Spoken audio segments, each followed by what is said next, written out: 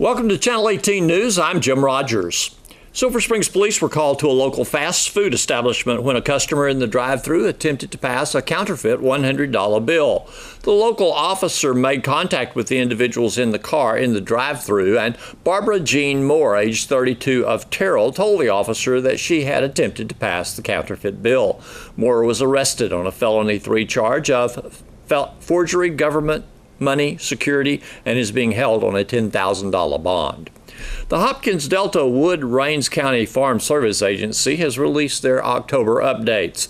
Pasture and hay upcoming acreage reporting deadline and loans for targeting underserved producers are emphasized. November 15, 2017 is the 2018 grass certification acreage reporting deadline. In order to comply with the FSA program eligibility requirements, all producers are encouraged to visit the Hopkins Delta Wood Rains County FSA office to file an accurate crop certification report by the deadline. The FSA office is located at 530 North Hillcrest Drive in Sulphur Springs. Acreage must be reported no later than 15 days after planting is completed if planted following the November deadline. If a producer acquires additional acreage after the reporting deadline, then the acreage must be reported no later than 30 days after purchase or acquiring the lease. Appropriate documentation must be provided to the county office. If a perennial forage crop is reported with the intended use of cover only, or green manure, or left standing, or seed, then the acreage must be reported by July 15th. FSA has a number of loan programs available to assist applicants to begin or continue in agriculture production. Loans are available for operating purposes and or to purchase or improve farms or ranches. While all qualified producers are eligible to apply for these loan programs, the FSA has provided priority funding for underserved applicants. An underserved applicant is one of a group whose members have been subjected to racial, ethnic, or gender prejudice because of his or her identity as a member of the group without regard to his or her individual qualities.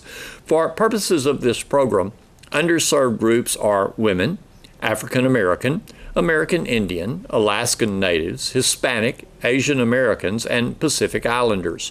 If producers or their spouses believe they would qualify as underserved, they should contact the local FSA officer for details. FSA loans are available to applicants who meet all eligibility requirements and are unable to obtain the needed credit elsewhere. Again, for more information on these or other programs, contact the Hopkins Delta Wood Rains County FSA office by calling them at 903-885-4433 or visit the office at 530 North Hillcrest Drive in Sulphur Springs. Workforce Solutions Northeast Texas is hosting this year's LEAP Youth Career Expo on Friday, October 20th from 9 until noon at the Hopkins County Civic Center.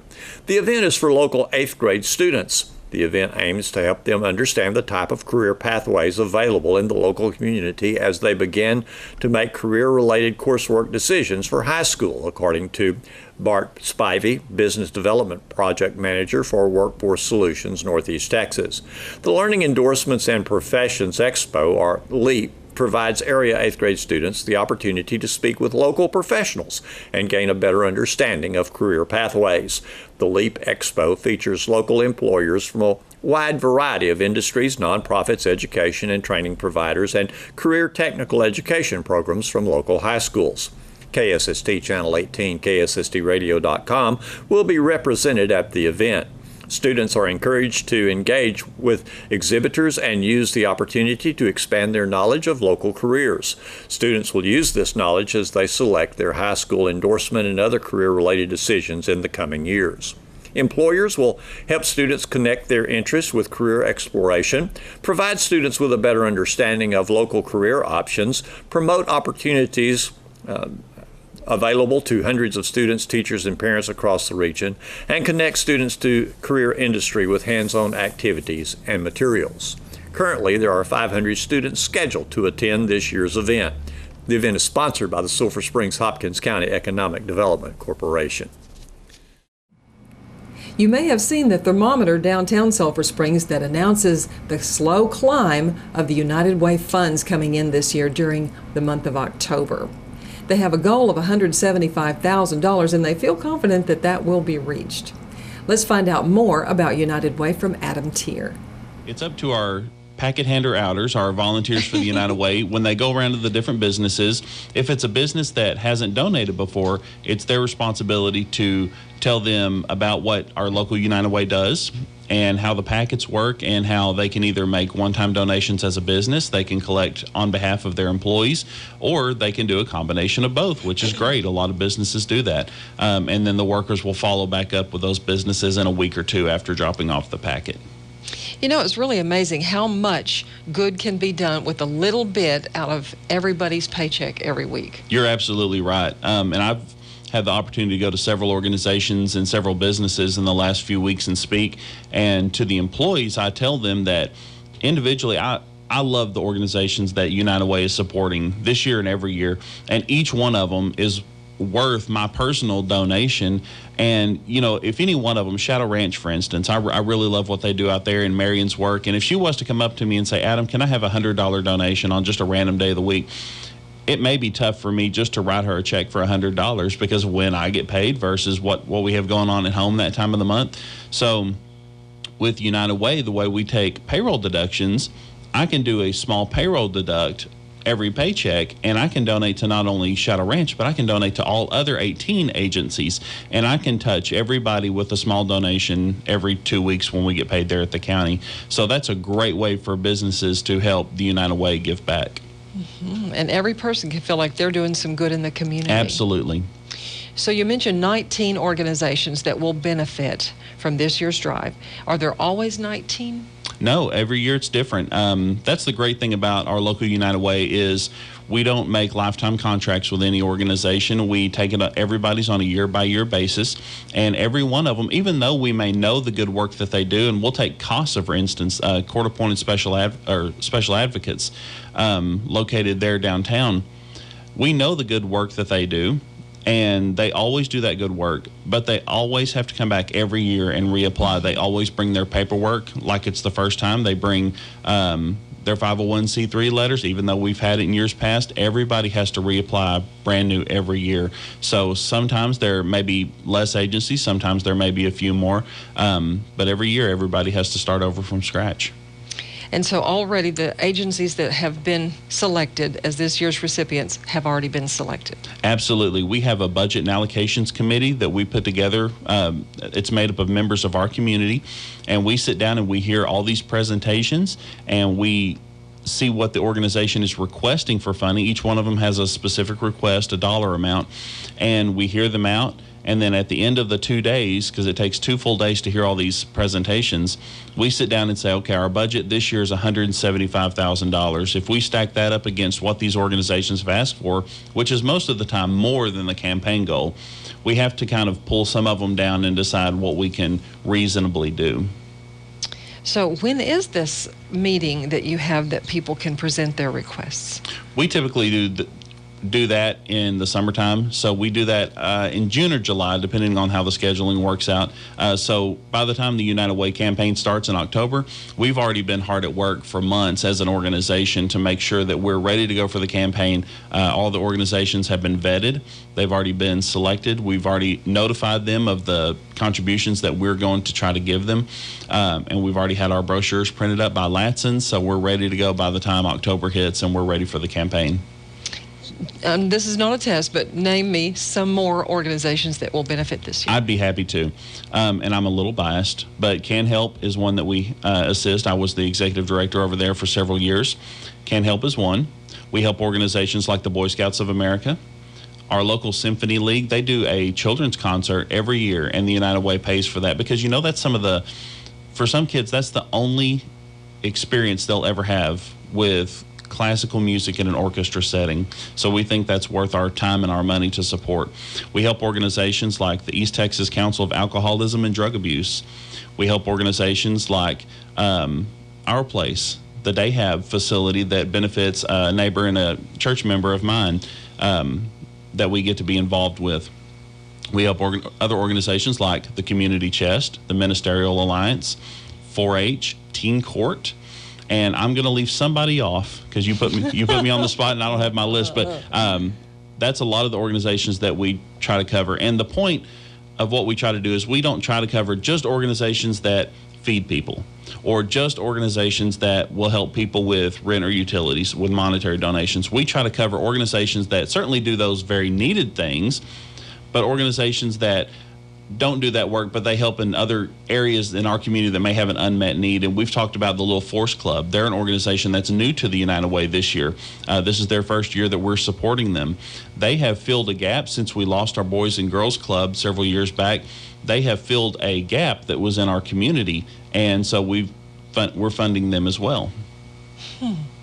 It sounds, well, like it's a real community effort. It absolutely is. And not only for the work that we do as the United Way to collect the donations, that's certainly a community effort because it takes a lot of people to get up to $175,000. And we've had good success so far. But for the people that run these organizations and volunteer with these organizations that we support, it is a labor of love on their part because these needs are very real in our community. And we've been asked before about, well, I don't know about this organization or that organization. And I've told people, if you don't know about them or what they do, that's probably a really good thing because you've never needed their services. But the fact of the matter is that there are people in our community and a significant portion of our community that really, really needs these organizations. And it's up to people that don't necessarily need them right now in their life, who are doing well enough that they don't need these organization services individually, to support these organizations for people that do need them. So Tuesdays are report meeting day. It is. It is. So that's an exciting day for me now because now that they've put that thermometer up downtown and on the digital billboards, it's nerve-wracking. I'll be honest. Every day I'm driving in town, I'm like, we've got to get that higher. We've got to get higher. So Tuesdays is the day that it happens, so I'm really excited. Did you see it already today? I have. We're at 16% right now. But as you said when you and I were chatting, some of the bigger donations, industry and business that you count on, they will come in. Yes, they're pledged. That's what I've been told. They've Miss Susan Burning and last year's campaign chairman Brandon Williams have every week they have to pat me on the shoulder and tell me it's okay that because I've seen all the hard work and I would really just like it to pay off right this very second, and that's not the way it works. These organizations that or these businesses in town that are helping us, especially with the payroll deductions, especially the larger businesses, it takes them quite a bit of time to go through and get all the employee contributions. So they've had to pat me on the shoulder and tell me it's going to be okay, that this is where we're at right now is pretty typical from year over year. So I have to trust them and know that we're okay. But yeah, we've raised so far in just the 2 report meetings that we've had, we've raised over $27,000. So I'm very, very excited and very, very appreciative of our community that's done that for the United Way and these organizations that we're supporting. Well, United Way is a beautiful thing. I think so. In our community. I think so. And I've been on the receiving end of it as a director of Can Help, and I know how important it is to have those funds, because the way we used our United Way funding and the way Can Help still does actually, there's work that we just couldn't do without our funding for United Way. There were people that really would just go unserved, and it's not because we didn't want to serve them, it's just because at some point the money would run out. And if we didn't have the funding for United Way, we would sadly just have to say no. And no organization wants to be in that position. No individual caseworker or volunteer wants to be in the position to say no to somebody. And the fact of the matter is that without funding from our community and donations from our community, people are going to have to say no to individuals that need the help. We've been talking about donations from business, industry, payroll, the employees of these places. What about just somebody who wants to give? We've had those too. We've had individual letters just mailed in, and they mail them to our P.O. box for the United Way, or more often, they're really just dropped off at the Extension office. And the folks there at the Extension office, Barbara, Mario, Johanna, they're really good not only to just let us borrow their meeting room for our report meetings on Tuesdays and for all of our other meetings that we do. They're good enough to let us borrow that space, but they're also good enough that if somebody drops off their packet as a business or as an individual drops off a donation in an envelope marked for the United Way, they're really good to take care of that for us and let us know that it's there, and then we get to include that in the next report meeting. So you can mail them in, but honestly, it's so much easier just to drive by the extension office and drop an envelope off with Barbara, Mara, Johanna, our extension agents, and they're good enough to take care of that for us. So at the end of last week, we were at $27,554, which is give or take about 16% of the goal. So I have a feeling that today's going to be a super good day. So I'll go ahead and start. I have a handful to report, packets that I picked up from Larry Krausen, Mike Jumper, and Price Orwoski are the ones I'm reporting real quick. So we've got donations from Lou Nails for $500, AK Gillis $500, M&F Western Products $725, Arturo's $40, Tap Funeral Home $70. Murray Orwoski did $150. Circle E did $625. I was scrolling through some of the other. Rick's Oil Depot, one sneaking out on me. We had individual donations. Again, if somebody has an individual donation they want to make, they can always drop it off at the Civic Center, Guarantee Bank. They can drop it off at the Extension office with Barbara, or they can mail it into our post office box, which I got caught and didn't know today, but it's P.O. Box 735. I was going to guess 705, so I'm glad I didn't guess on the radio. So those are all good ways to make donations. Discount Wheel and Tire did $700. Let's see, Wilkes Car Wash did $100. We had donations from Cody Drug, and we think that's the new ownership of Cody Drug made that donation, so we're glad they're already jumping in and being a part of the community by making this donation. Freedom Realty did donations. Town and Country Cleaner, Bob Weaver out there, they did $1,000 for us this year. Wow. And Dr. Sirafong's office did one as well. Another good one that we had, these are all great, another good one we had, Salta did they did a corporate donation as well as their employees, and it totaled of $4,503. Wow. Yes. So those, but Silver Springs ISD, our goal was 6,750. Right now we're at 6,191. Woo! So we still got a few more weeks to go. So.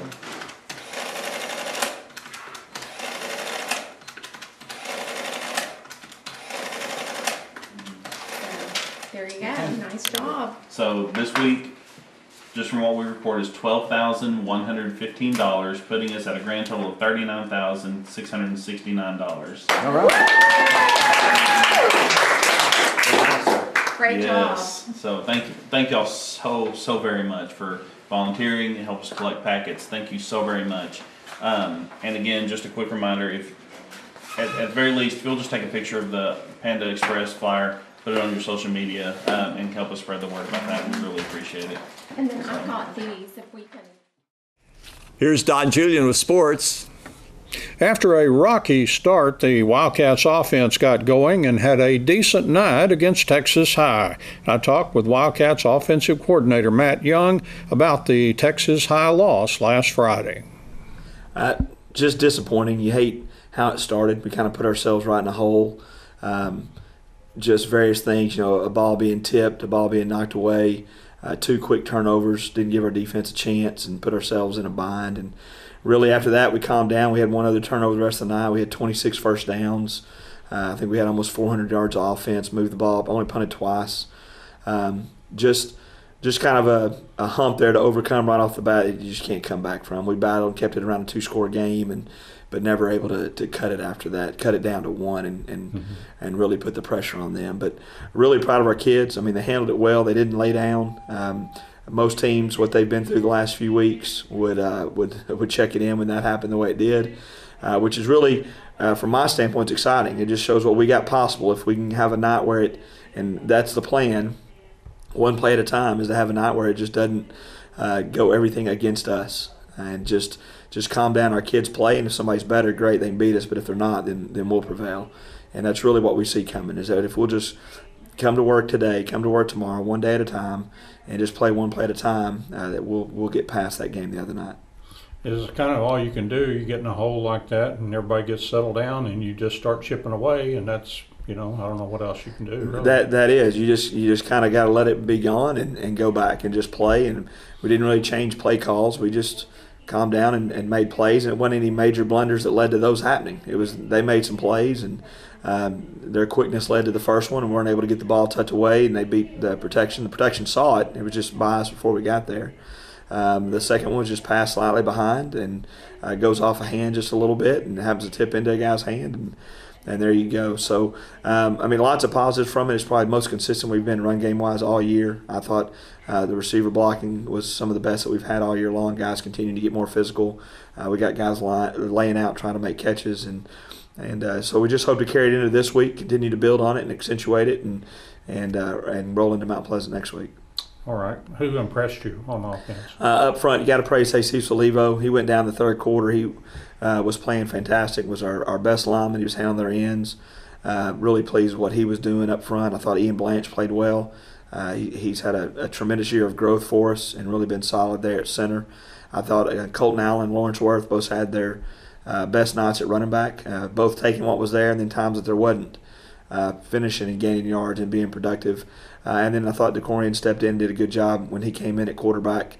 Was able to take some of the easy throws that we had and made a couple of big throws down the field. So, just those guys, along with some others, really did a good job. Brady Krause stepped in this week for an injured Landry Tyson and had a good physical presence for us. We had required him to have some crack blocks on some of those longer runs and led to some success for us.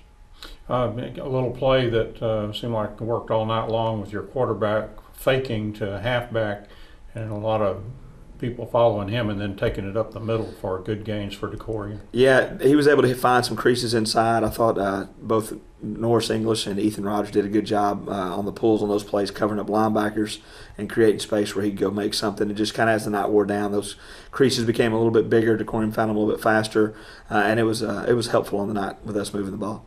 You hope to get some guys back with the off week? Yeah, we do. We're expecting Landry to be back and cleared today. He's been kind of going through the protocol, and all's been cleared there, and he's good.